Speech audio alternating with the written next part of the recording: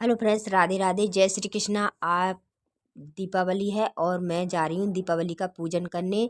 और इस पे मैंने पीला कपड़ा बिछा लिया है चौकी पर, चौकी लगा करके। और आप सभी को दीपावली की सबसे पहले हार्दिक शुभकामना है।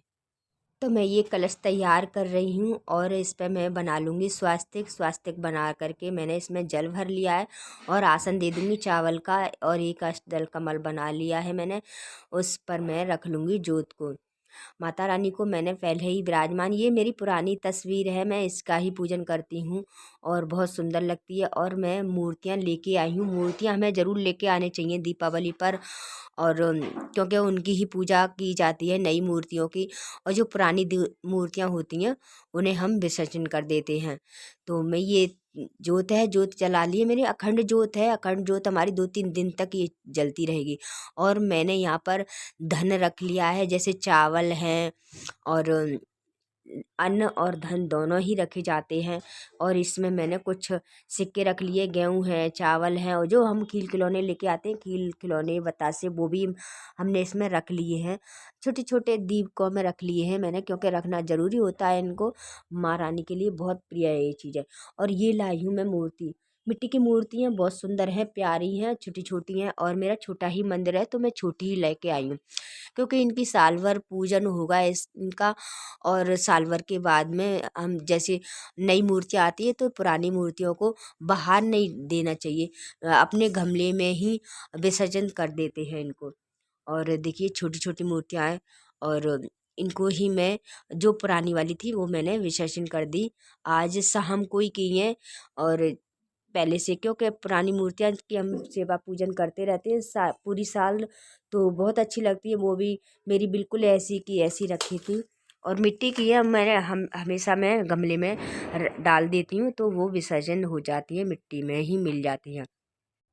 थोड़ी गंगा जल की छींटे मारकर जल की और उन्हें स्नान करा दूंगी। और मैं ये पंद्रैया यंत्र बना रही हूँ।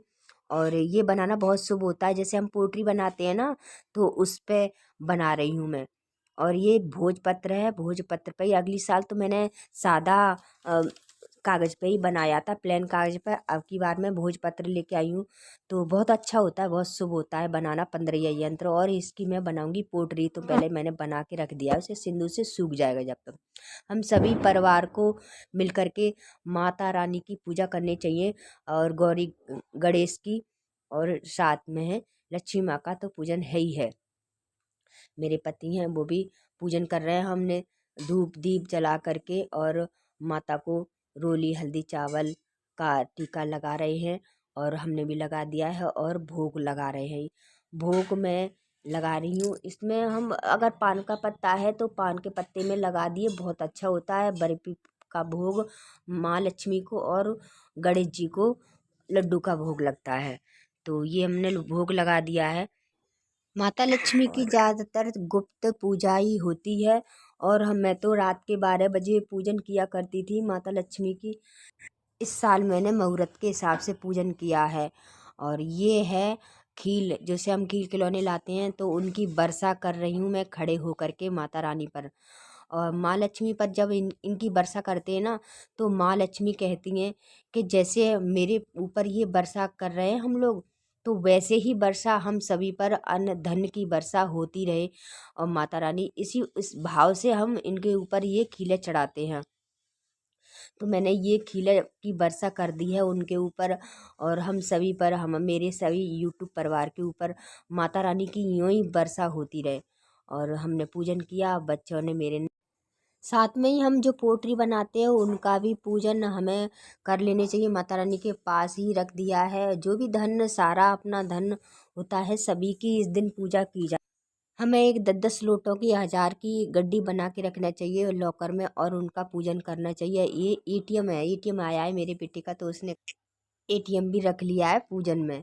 और बहुत प्रसन्न हो रहा है, तो इसलिए उसने एटीएम भी रख लिया पूजन के लिए। मैंने कि देखिए देखिए, हम तो मिडल फैमिली वाले हैं, हम तो छोटी मोटी जैसी हमारी हम हैसियत होती है उस हिसाब से हम पूजन करते हैं।